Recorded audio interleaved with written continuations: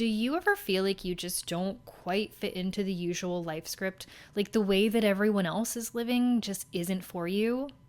Hi, I'm Alicia, and if you are anything like me, then you get that normal just isn't for everybody. And I live what I consider to be a little bit of a nonconformist life, and today I'm going to be letting you in on how and why I choose to do things differently. See how many you can relate to. Let's start with one of the biggest life decisions, getting married. I don't plan to get married because I believe that a strong relationship isn't dependent on a piece of paper or a big celebration or committing for the rest of your life. To me, it's about you and your partner showing up every day with the intention to support each other, to learn from each other, and to grow together. I love the idea of staying engaged, not just in a ring on your finger kind of way, but in a real active sense. And people change over time. So if you wind up growing apart instead of together, that's okay. That's life. But committing to a relationship day by day keeps you fully present and just makes more sense to me. Now, I've also made the choice not to have kids, and I know that's another big decision for a lot of people. And my choice is actually rooted in a couple of different things, partly personal, partly philosophical. On the lifestyle side, I love my freedom, my time, my space, my peace, my quiet, my disposable income, my experiences and spontaneous trips that I get to take with people that I'm close to. But also, years ago, I made a vow to do no harm, to bring no unnecessary suffering upon myself or others. And I believe that my decision not to have children is aligned with that. I'm choosing not to bring someone into a world where no matter how good a life you live, there is still a lot of suffering that is inevitable.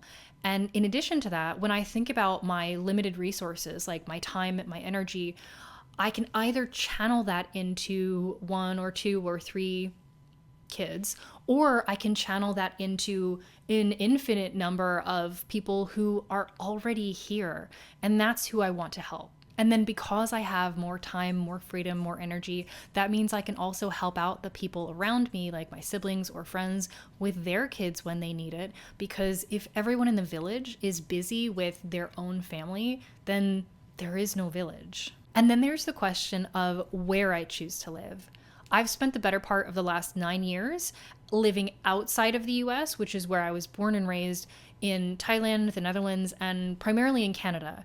And honestly, I don't plan on going back. Living abroad just feels better to me. Especially in Europe, there's more of a sense of community, there's better work-life balance, there's a stronger sense that people actually care about each other. In the US, there are these really strong pressures around materialism, productivity, consumerism, individualism, and when I'm away from that, I just feel better. And yes, I am an elder raver, but it's not because I didn't grow out of it.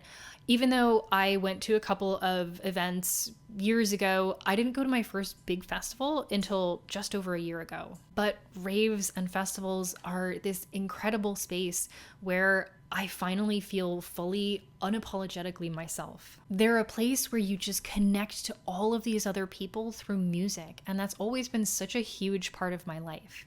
Fun fact, I studied music in college, and I have competed in bodybuilding. But even though it started out as a fresh way for me to objectify my body, it became a new way for me to appreciate my body for its strength and not just for how it looks or what size it is. I also think that there's something really powerful in defying the stereotypes of what a woman should look like or what she's able to do. Along the way, psychedelics have played a huge role in my healing journey.